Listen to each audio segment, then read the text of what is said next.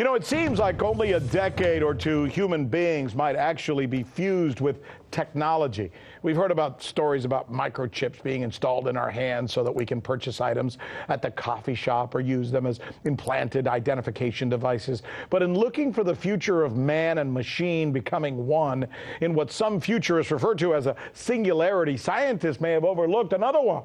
Another way that technology is changing our actual bodies. Think about this. Recently, researchers and clinicians have noticed a change in our skull bone structure, right in the back of our neck as a result of using smartphones. Take a look at this. You see that right there? That's called the external occipital protuberance, or EOP. Scientists believe it's a result of looking down to text or engage with smartphone technology. Researchers believe the structure is a skeletal response to constantly doing just that, right? Something the average American does around 4 hours a day, especially the younger ones.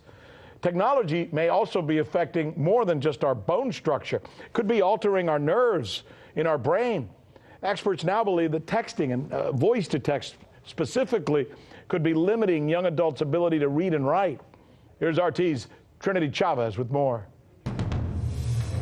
Days, more and more people prefer texting to communicate. But now many people are concerned that the way people talk over text, also known as text speak, is seriously harming their ability to develop language and grammar skills, specifically teenagers. Kids between the ages of 12 to 19 send an average of 3,000 texts a month. Some even sent more than 10,000 a month. But since texting often features an evolving shorthand and doesn't require great grammatical skills, that combined with the growing influence of social media slang means many young people often use language without grammatical structure. And this could limit their opportunities in the future. Until the age of about 24, 25, our brains neurologically are not fully formed.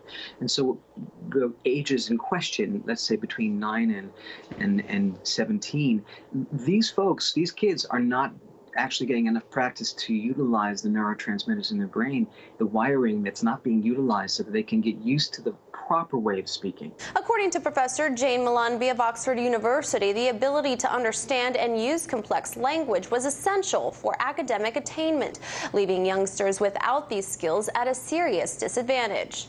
Her research cited examples of text speak, including a 13-year-old's phone message that read, "OMG, IKR," meaning, "Oh my God, I know, right?" And a 21-year-old's message to a friend, "Yo, dude, are you still coming to party Friday?" I worry about that because I think that when our verbiage becomes more colloquial and filled with signs and images, we forget the proper way of speaking, and we forget that communication is not just through slang, but also through important eye contact and picking up the energy between two people. According to the report, these sentences did not contain grammar, and certainly not complicated grammar. But for those younger teens who are already struggling with language structure, a reliance on text speak could make the problem worse. And it doesn't stop there. With technology evolving, experts say more and more people are relying on smart software like autocorrect and spell checks instead of their own personal knowledge.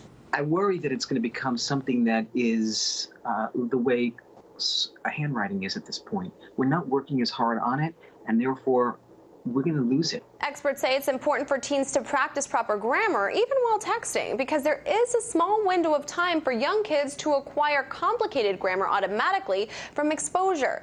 And for those who haven't acquired it yet, need to be taught explicitly at school. Reporting in New York, Trinity Chavez, RT. So you haven't heard that we're the ones covering the stories that you won't see covered anywhere else? In Venezuela, Kazakhstan, let's go to Hong Kong. And the media reaction to that has been crickets. How about the way we cover those stories? What the hell does that mean? Wale, wale, wale. That's the key word in this case, uprising. Keep? Can you believe that? Watching. This is the right thing for members of the media to do, to actually pick sides. Look, if you like what you see, subscribe.